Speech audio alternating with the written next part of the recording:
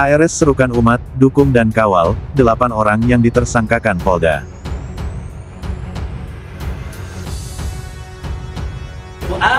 Besok akan hadir di acara gelar perkara khusus terkait soal ijazah daripada mantan Presiden Republik Indonesia. Nah, kita berharap dan kita minta doa restu dari seluruh rakyat Indonesia agar persoalan ijazah ini tuntas. Nah, kita berharap besok FPUA semua bisa hadir, dan saya serukan juga kepada para advokat, para pengacara, para anggota daripada PPUA yang senior, yang junior, yang lama maupun yang baru, semua bisa merapat kembali untuk menyatukan kekuatan. Dan saran saya kepada Mabes Polri, agar gelar perkara tersebut bisa berjalan fair, jujur, dan berkualitas. Semoga Mabes Polri besok bisa menghadirkan yaitu ijazah daripada Jokowi, baik ijazah SD, SMP, SMA maupun universitasnya. Karena begitu ijazah asli itu dihadirkan, persoalan ini selesai. Memang pelakunya adalah polisi. Karena itu pada kesempatan ini mari kita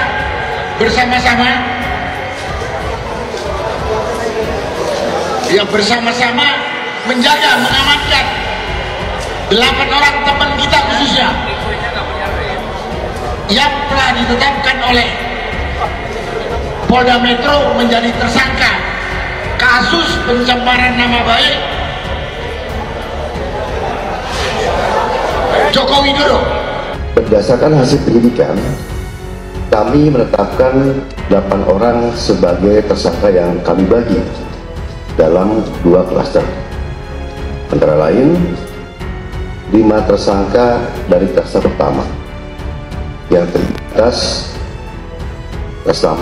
ES, KTR, MRF, RE, dan DHL.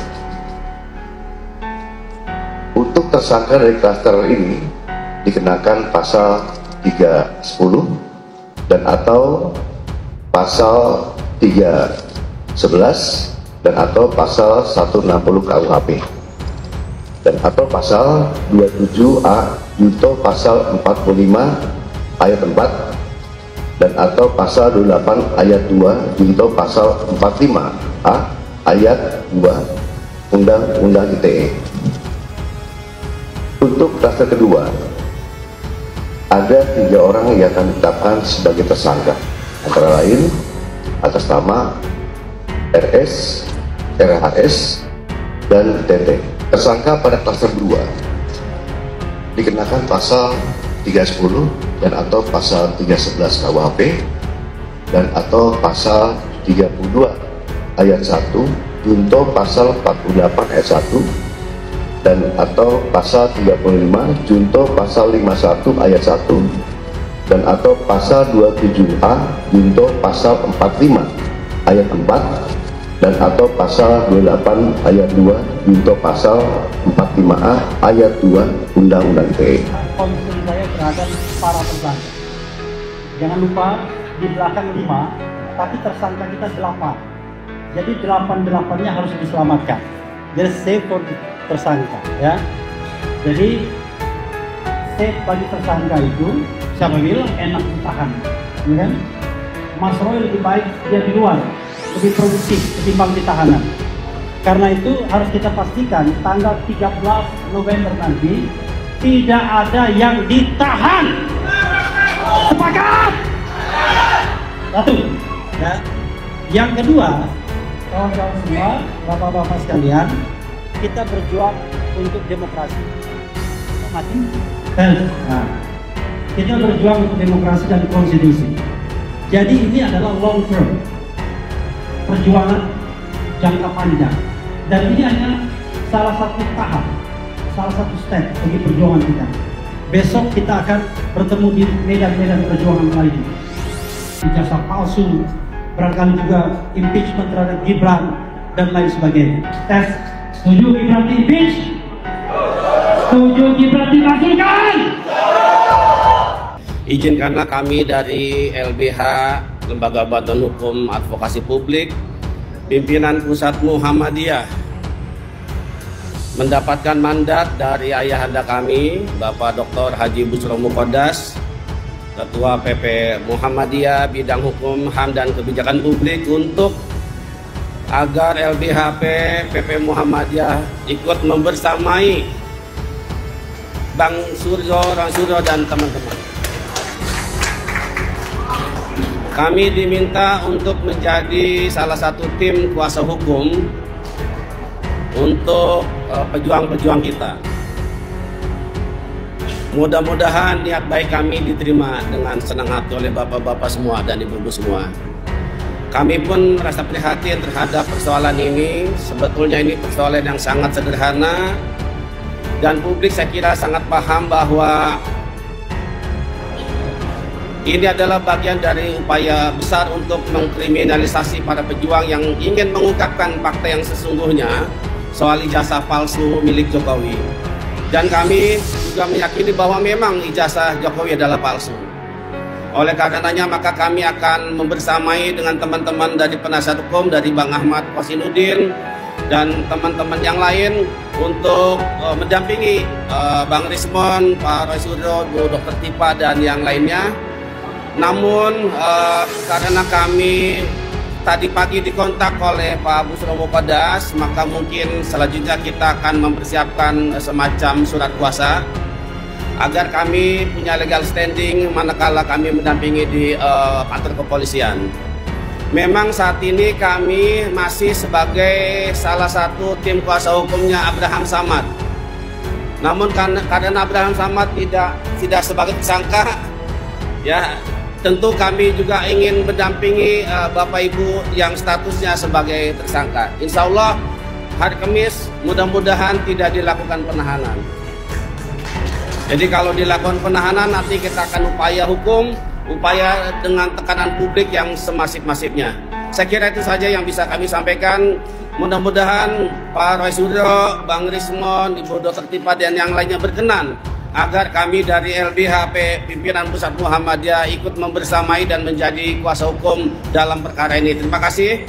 Akhirnya saya memutuskan untuk menjadi bagian kuasa hukum dalam kasus tersebut. Bukan hanya saya meyakini ada indikasi kriminalisasi dalam penanganan kasus itu, tetapi yang jauh lebih penting adalah bagaimana kita kemudian melihat kasus ini secara lebih substantif. Ini bukan hanya persoalan pidana, sebagaimana pasal-pasal yang dituduhkan. Lebih mendasar dari itu, ini adalah persoalan konstitusionalitas, bagaimana penegakan hukum harus merdeka dari berbagai kepentingan termasuk intervensi kekuasaan. Dan saya berpendapat persoalan tersangkanya Roy Suryo dan kawan-kawan bukan semata masalah ijazah palsu mantan Presiden Jokowi atau hanya pidana. Lebih mendasar dari itu adalah isu konstitusionalitas yang harus sama-sama kita hormati jika ingin menjadi bangsa yang besar. Saya memutuskan menjadi kuasa hukum karena ingin menegaskan tidak boleh ada penggunaan kekuasaan yang kemudian membungkam sikap kritis dari orang-orang bahkan jika berhadapan dengan mantan presiden sekalipun. Karena itu, saya memutuskan untuk menambah perspektif hukum tata negara, bidang yang saya geluti, politik hukum, bagaimana kemudian relasi kekuasaan dengan hukum, tanpa kemudian mengenyampingkan isu-isu hukum pidananya. Menurut hemat kami, itu harus ditahan. Karena sampai dengan sekarang kami melihat masih dilakukan tindakan-tindakan itu. Kita bisa lihat semua lah. Nggak usah personal saya menyampaikan, kita bisa lihat semua lah. Tindakan-tindakan apa? Ya, melakukan upaya-upaya dugaan fitnah, pencemaran nama baik, dan sebagainya. Itu masih terus dilakukan, seperti itu. Jadi sehingga, masih bernyanyi sampai sekarang betul, ya, Roy Suryo sehingga menurut hemat kami, seharusnya ditahan. Dan itu ada di dalam KUHP diatur, dan memang ada tadi, hak subjektif tadi.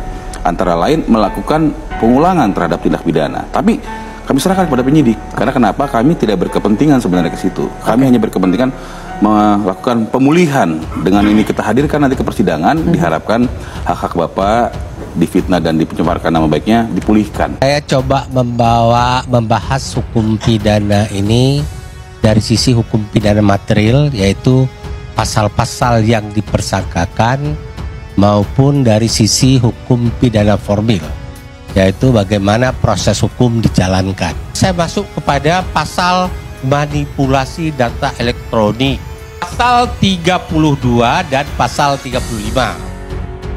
Saya mencatat pasal ini ya, pasal-pasal yang sering digunakan dan menjadi alasan dapat dilakukan penahanan terhadap seseorang.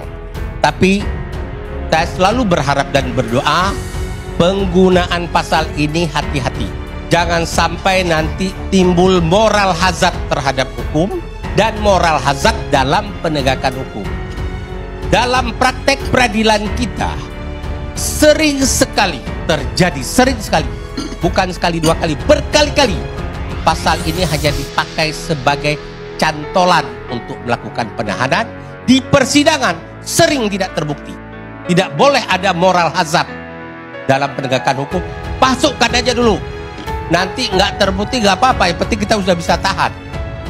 Nanti dihitung-hitung masa penahanan, dihitung-hitung, dipas-paskan dengan masa penghukuman. Itu adalah problem moral hazard di dalam penegakan hukum. Tidak boleh ada satu orang pun yang membiarkan keadaan itu. Itu harus kita lawan. Saya tidak menuduh dalam kasus ini, tapi saya hanya mengingatkan jangan terjadi problem moral hazard. Hanya sekedar melakukan, mengunggah, menafsirkan, membandingkan, kemudian menggunakan metode ilmiah, maka dia tidak bersentuhan dengan pasal 32 dan 35. Ijazah Pak Jokowi yang asli di bawah penyitaan Polda Metro Jaya. Iya. Berapa ratus orang lagi mau dibawa menjadi tersangka?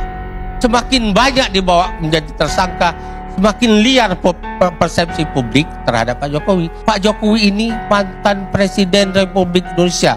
10 tahun loh beliau mengabdi, mengorbankan waktu, tenaga, pikiran, dan kesempatan-kesempatan lainnya bersama cucu.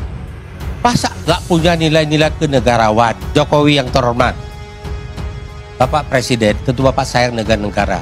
Berapa besar biaya yang telah dibuang oleh negara, waktu dan tenaga, hanya persoalan ijazah Bapak.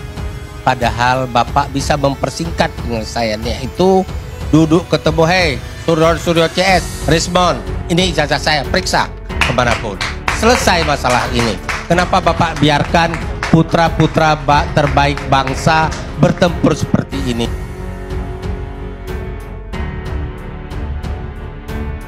Imam Besar Habib Rizik Syihab IBHRS menyerukan kepada seluruh umat Islam, laskar, serta masyarakat luas agar memberikan dukungan dan mengawal 8 orang yang ditetapkan sebagai tersangka oleh Polda Metro Jaya terkait kasus dugaan ijazah palsu Presiden Joko Widodo. Dalam seruannya, IBHRS menegaskan pentingnya solidaritas umat terhadap para pejuang keadilan seperti Egy Sujana, Roy Suryo, Rismon, Dr. Tifa, dan lainnya yang kini menghadapi proses hukum. Umat harus mendukung dan mengawal perjuangan mereka dalam membongkar dugaan ijazah palsu Jokowi. Jangan sampai para pejuang keadilan dan kebenaran itu dikriminalisasi, tegas IBHRS. Seruan tersebut disambut luas oleh masyarakat yang menilai langkah IBHRS sebagai bentuk pembelaan terhadap keadilan dan transparansi hukum di Indonesia.